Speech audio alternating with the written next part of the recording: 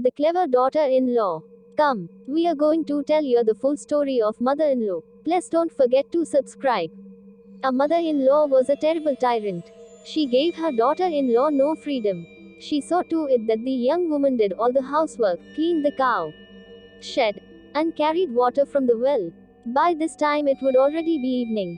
Mother and son would then eat by themselves, and give the daughter-in-law leftovers and stale rice. If the young woman so much as breathed a complaint, the mother-in-law would pick up the broomstick and rain blows on her head.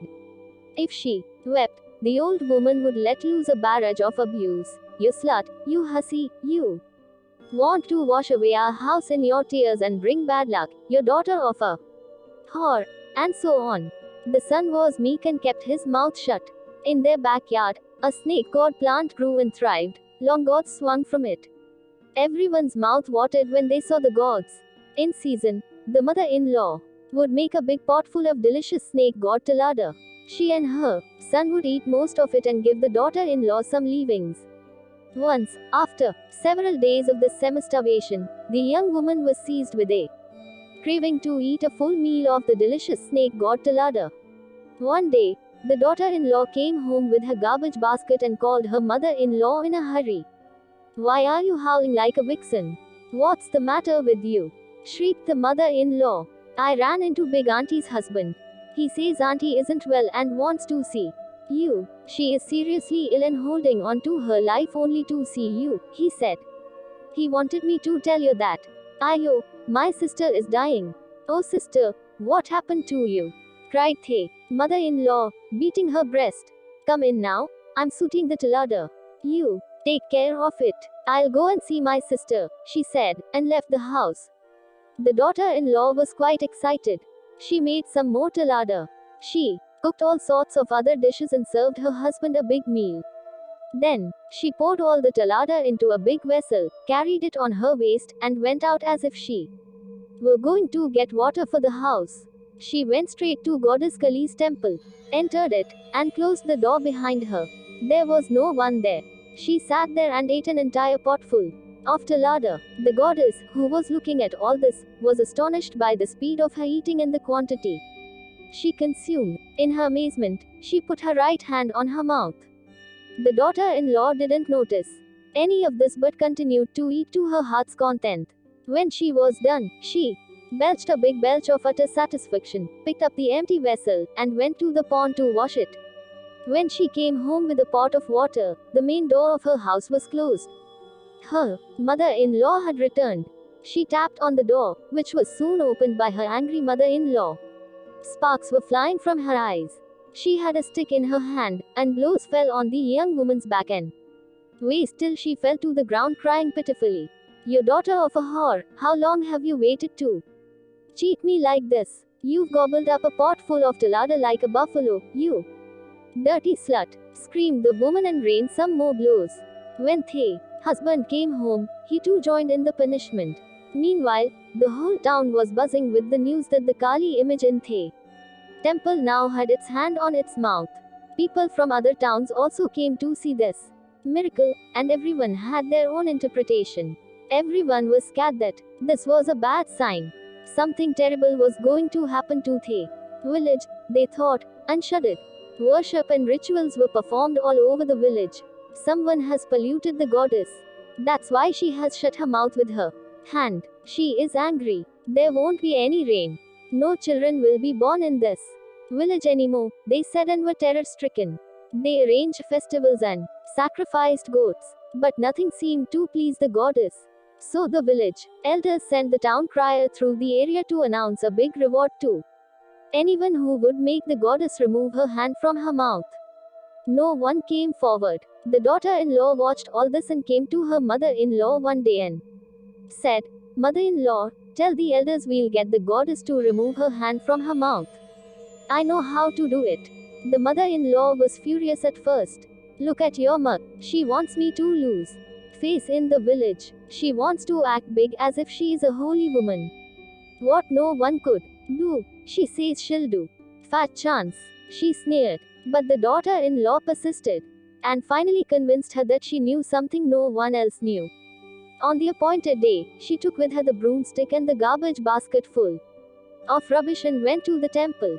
She shut everyone out and closed the door behind her. She put down the basket in front of the black goddess and, brandishing her broomstick, challenged Kali, "You jealous female. What's it to you if I ate my snake god Talada? Why do your eyes burn? If you'd only asked me, I'd have given you some. May your face burn, may your cheeks swell and explode, may your eyes sink and go blind. Will you take your hand off your mouth now, or shall I beat you with my tamarind broomstick?" Now, there was no answer. The daughter-in-law was now furious and looked like Kali, the black goddess herself. She went up to the image and gave Kali's face several whacks with her broomstick. Kali whimpered and cried, "Ayo!"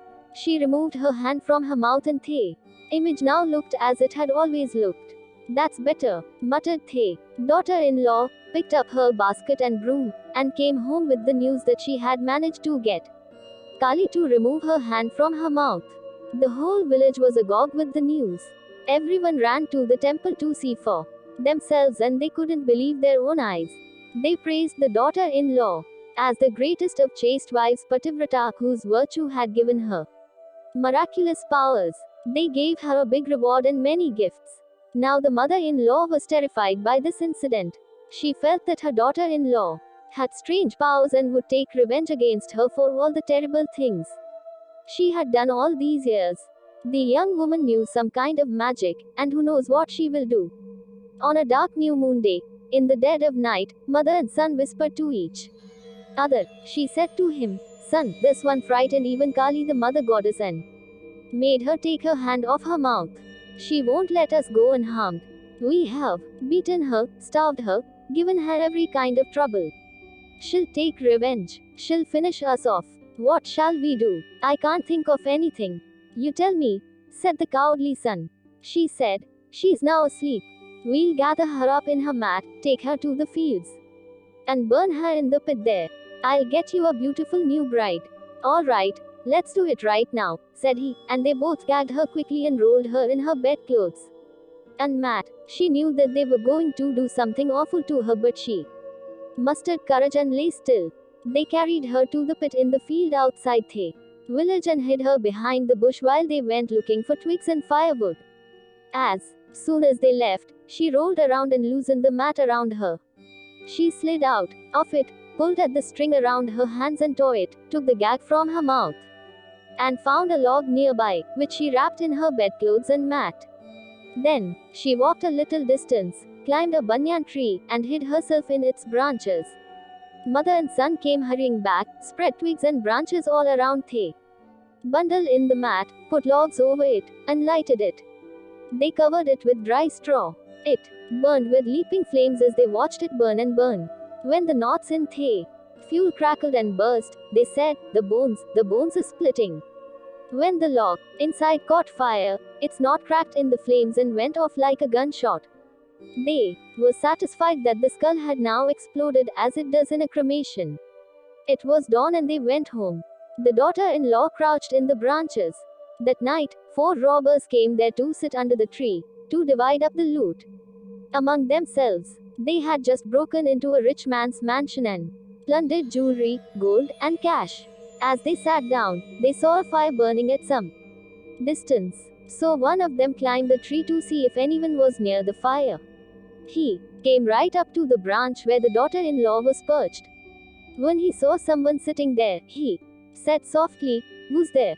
She boldly put out her hand, gently shut his mouth, and whispered, "Sust, not so loud. I'm a celestial. I'm looking for a good handsome man. I'll marry you and make you rich beyond your dreams. Just be quiet." The robber couldn't believe what was happening to him.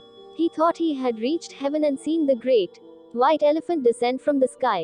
He held her hand and said, "Are you for real?" She said, Then, she slowly pulled out her little satchel of betel leaf and betel nut, gave him some, and put some into her own mouth.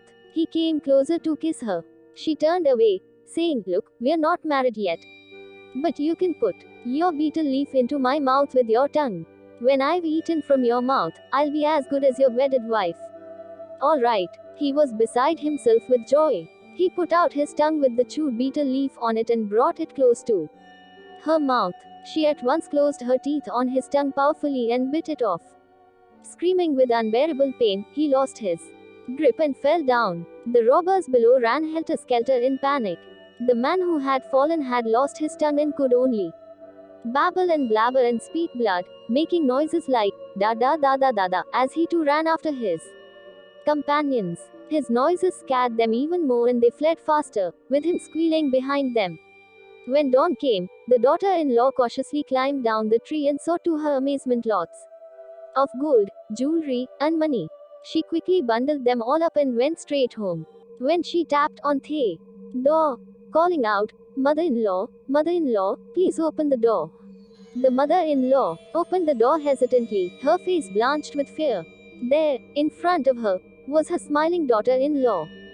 The mother-in-law fainted at the sight. The daughter-in-law carried her into the hall, sprinkled cool water on her face, and revived her. Her son just stood there, not knowing what to think. When she came to and opened her eyes, the mother-in-law asked her, "How did you? How is it you are?" The daughter-in-law briskly replied, "After you cremated me, messenger from Yama, the god of death, took me to him. His eyes were shooting flames like a Kali, village goddess. As soon as he saw me, he said, 'Send this one back. Her mother-in-law is a sinner. Bring her here and put the iron crow to work on her, to tear her to pieces with its beak. Deep her in cauldrons of boiling oil.'" He ranted on like that about you. I fell at his feet and begged him, "Don't do this to my mother-in-law. She is really a very fine woman. Give me whatever punishment you wish. Please spare my mother-in-law." He was pleased, even smiled and said, "You can go now. We'll do as you say. But if your mother-in-law ever gives you any trouble, we'll drag her here. My messenger will always be watching." Then he gave me all this gold and jewelry and money and sent me home. People say bad things about the god of death, but he was so good to me. The mother-in-law embraced her daughter-in-law with fear and trembling in her heart. "Ayo, you're really the angel of this house. You saved me from the jaws of death's messenger. From now on, I'll do as you say. Just forgive everything I've done to you. Will you, my darling daughter-in-law?" she said, touching the daughter-in-law's chin tenderly. The daughter-in-law was now the boss in the house. Her mother-in-law and her husband followed her wishes and everyone was happy. Please subscribe to my channel. Thanks.